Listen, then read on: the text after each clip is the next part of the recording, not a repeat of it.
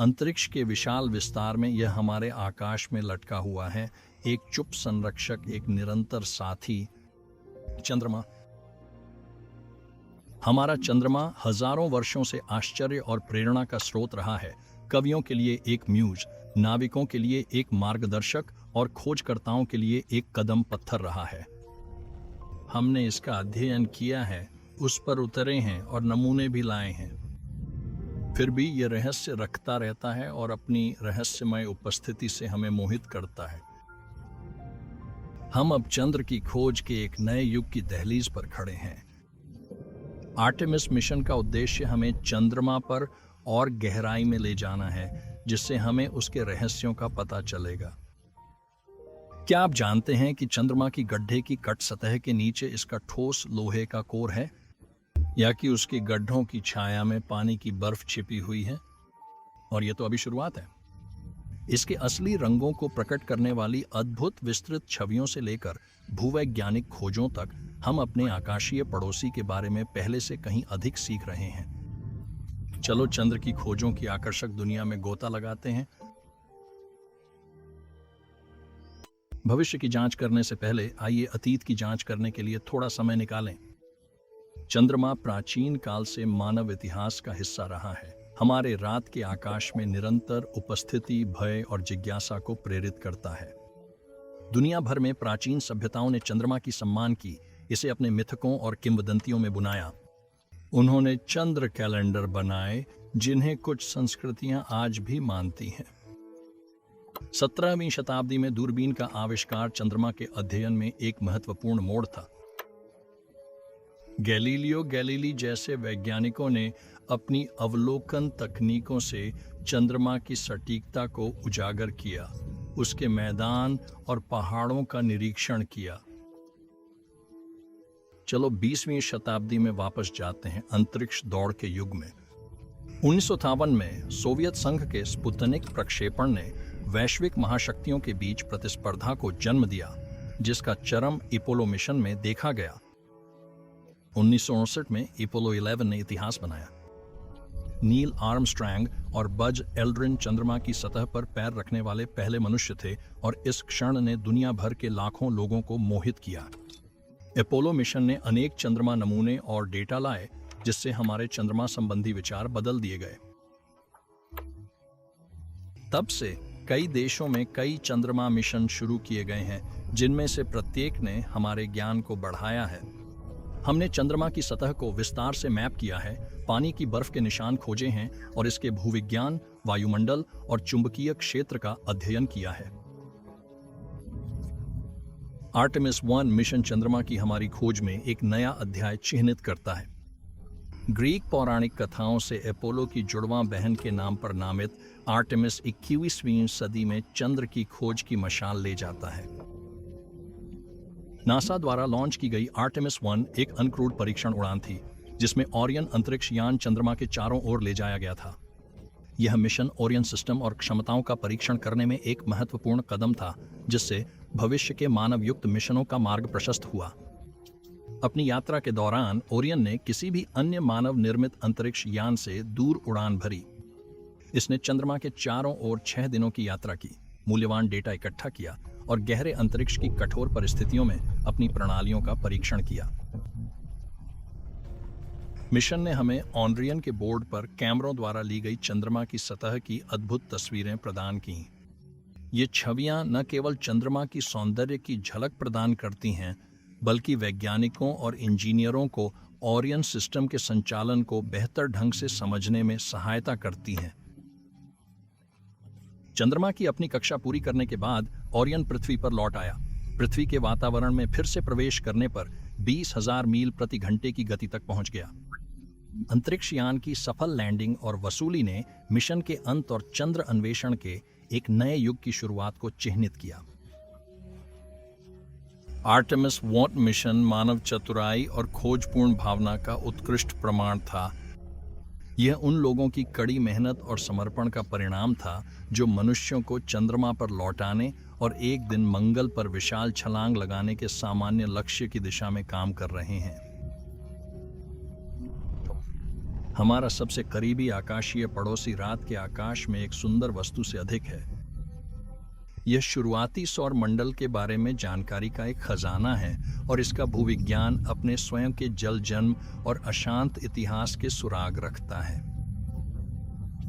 चंद्रमा की सतह पहाड़ों, घाटियों और मैदानों का एक उद्दृश्य है जो अनगिनत गड्ढों के साथ मॉडल किया गया है। ये विशेषताएं उल्कापिंडों की बमबारी और एक बार सतह पर हुई ज्वालामुखीय गतिविधि की कहानी बताती हैं। अपोलो अंतरिक्ष यात्रियों द्वारा दी गई चट्टानों ने हमें चंद्रमा की संरचना के बारे में बहुत कुछ बताया। उन्होंने दिखाया कि चंद्रमा की क्रस्ट बेसाल्ट नामक चट्टान से बनी है जो तेजी से ठंडा लावा है। हाल की सबसे दिलचस्प खोजों में से एक है चंद्रमा की सतह के नीचे गहरे कोर में। लंबे समय से चंद्र कोर की प्रकृति एक रहस्य है, लेकिन नई शोध ने इसकी संरचना पर नई रोशनी डाली है। पृथ्वी की तरह चंद्रमा में एक स्तरित संरचना होती है जिसमें एक क्रस्ट, एक खनिज से समृद्ध मेंटल और एक कोर होता है। लेकिन पृथ्वी के पिघले हुए बाहरी कोर के विपरीत चंद्रमा कोर ज्यादातर ठोस माना जाता है। यह निष्कर्ष अपोलो मिशन द्वारा चंद्रमा पर रखे गए भूकंप मीटर के आंकड़ों पर आधारित है। ये उपकरण चंद्रमा के भूकंप या कंपन को रिकॉर्ड करते हैं जो उसके अंदर स्पंदित होते हैं। इन कंपन का अध्ययन करके वैज्ञानिक चंद्रमा के अंदर की संरचना और संरचना का अनुमान लगा सकते हैं। जिस प्रकार एक डॉक्टर एक्सरे से रोगी के भीतर देखता है, वैसे ही ठोस लोहे का कोर चंद्रमा के अतीत को समझने में महत्वपूर्ण है।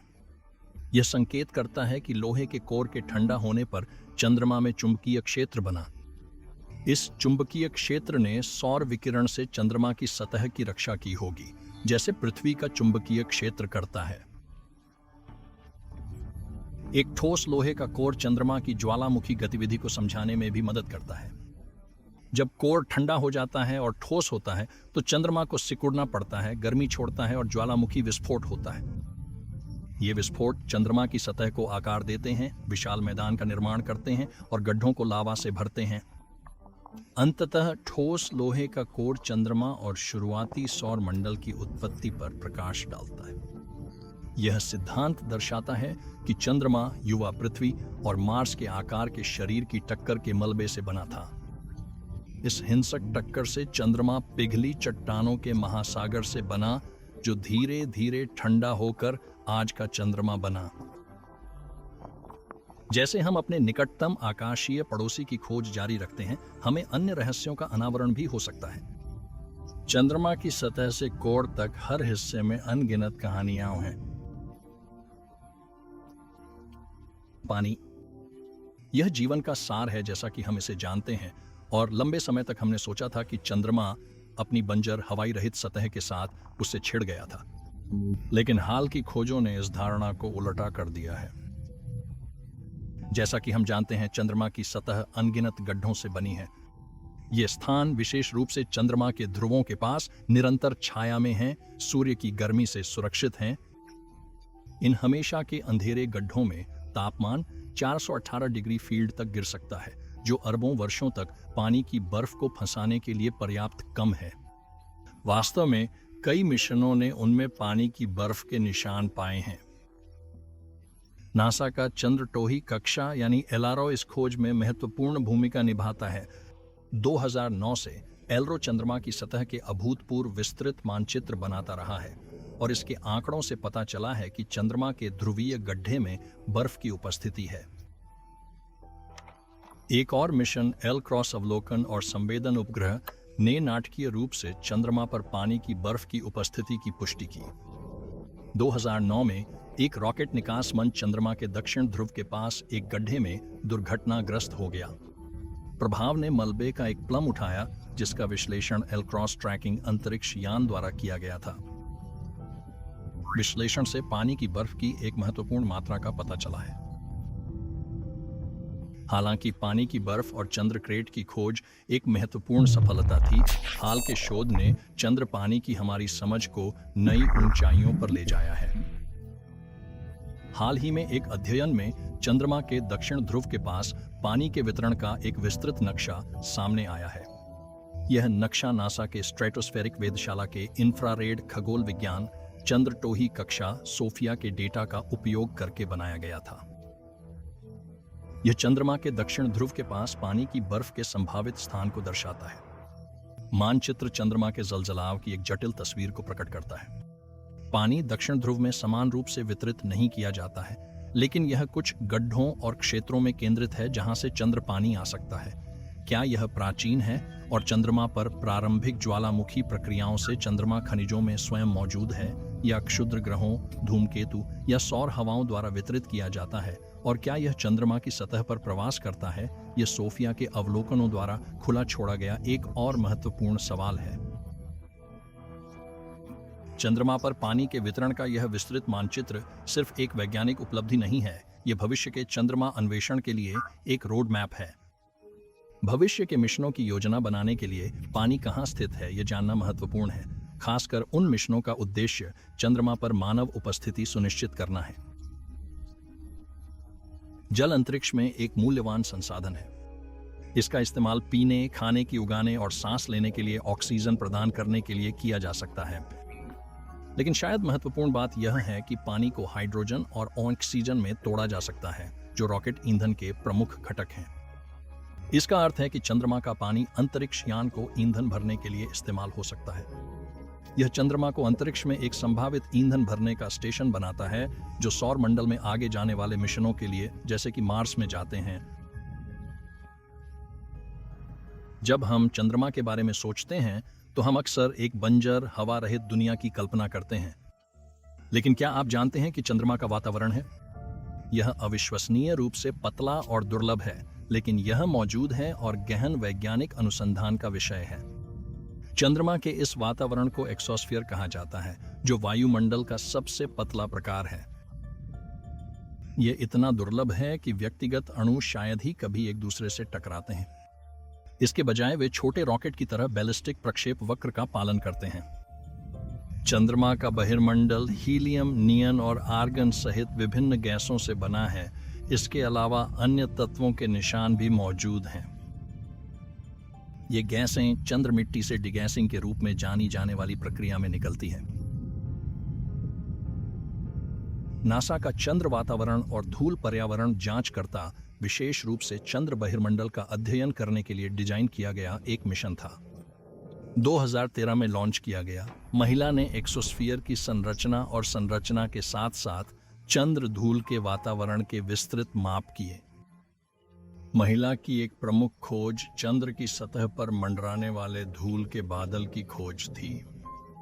यह धूल सूक्ष्म उल्कापिंड प्रभाव के परिणाम स्वरूप बाहरी मंडल में उठती है, जिससे एक अस्थायी, हमेशा बदलती धूल बाहरी मंडल का निर्माण होता है। भविष्य के चंद्रमा मिशनों की तैयारी में चंद्र बहिर्मंडल को समझना महत्वपूर्ण होगा। यह लैंडिंग, टेक ऑफ और अंतरिक्ष यात्रियों के लिए खतरा पैदा कर सकता है। जिस तरह आधुनिक प्रौद्योगिकी और वैज्ञानिक मिशनों से चंद्रमा के बहिर्मंडल की हमारी समझ में वृद्धि हुई है, वैसे ही चंद्रमा की सतह को कल्पना करने की हमारी क्षमता भी बढ़ गई है। उन्नत खगोल विज्ञान के इस युग में हम चंद्रमा के अद्भुत परिदृश्य को आश्चर्यजनक विस्तार से पकड़ने में सक्षम रहे हैं, जो हमें अपने आकाशीय पड़ोसी का करीब से नजर रखता है। चंद्र कक्षायान से शुरुआती तस्वीरों से लेकर आधुनिक दूरबीन द्वारा ली गई उच्च रिजोल्यूशन छवियों तक, हमने चंद्र गड्ढे, पहाड़ों और घाटियों का असाधारण विस्तार से अवलोकन किया है। चंद्रमा की सबसे उत्कृष्ट तस्वीरों में से एक हाल ही में खगोल फोटोग्राफर एंड्रू मैकार्थी और कॉनर मैथर्न ने बनाई थी। यह छवि सिर्फ एक छवि नहीं है, बल्कि एक शाम में ली गई 200,000 से अधिक तस्वीरों से बनी है और चंद्रमा की एक लुभावनापूर्ण विस्तृत चित्र बनाने के लिए सावधानी पूर्वक एक साथ सिलाई की गई है। पूरी छवि एक मोज़ेक की तरह इकट्ठा होती है। प्रत्येक टाइल में हजारों तस्वीरें होती हैं। स्टैकिंग की प्रक्रिया छवि के सिग्नल टू शोर अनुपात को बढ़ाती है, विवरण में सुधार करती है और वायुमंडलीय अशांति के प्रभावों को कम करती है। यह तस्वीर 174 मेगापिक्सल की शानदार तस्वीर है। यह चंद्रमा को अद्भुत विस्तार से दिखाता है, जिसमें हर गड्ढा, पहाड़ और घाटी दिखाई देती है। छवि चंद्रमा की सतह में सूक्ष्म रंग परिवर्तन भी दिखाती है, जो चंद्रमा मिट्टी की संरचना में अंतर के कारण होता है। चंद्रमा की इतनी सटीक छवि तैयार करना कोई आसान काम नहीं है। इसके लिए न केवल उन्नत उपकरण और स्पष्ट आकाश की आवश्यकता होती है, बल्कि छवि प्रसंस्करण तकनीकों की गहन समझ भी होती है। प्रत्येक तस्वीर को सही ढंग से संरेखित और विलय करने में सैकड़ों घंटे लगते हैं, लेकिन नतीजा इससे ज्यादा काबिल-ए-तारीफ होता है। इतनी विस्तृत छवियां केवल सुंदर नहीं होती, बल्कि वे वैज्ञानिकों के लिए चंद्रमा की भूगोल का अध्ययन करने, सतह पर परिवर्तनों को ट्रैक करने और भविष्य के मिशनों की योजना बनाने में भी मददगार होती हैं। चंद्रमा की खोज के भविष्य की ओर देखते हुए एक मिशन ऐसा है जो हमारे चंद्रमा पर वापसी के मार्ग को उजागर करता है। यह मिशन आर्टेमिस 2 है, जो हमारे आकाशीय पड़ोसी और अंतरिक्ष में हमारी जगह को समझने में हमारी यात्रा का अगला महत्वपूर्ण कदम है। आर्टेमिस 2 नासा के कार्यक्रम का हिस्सा 21वीं सदी में चंद्रमा पर पहला मानवयुक्त मिशन होगा, जो अंतरिक्ष यात्रियों के एक समूह को चंद्रमा के चारों ओर यात्रा पर ले जाएगा। आर्टेमिस 2 की क्रू टीम प्रतिभाशाली अंतरिक्ष यात्रियों का एक विविध समूह है, जिसमें पहली महिला और पहला रंग का पुरुष शामिल है, जो चंद्र मिशन का हिस्सा बनेगा।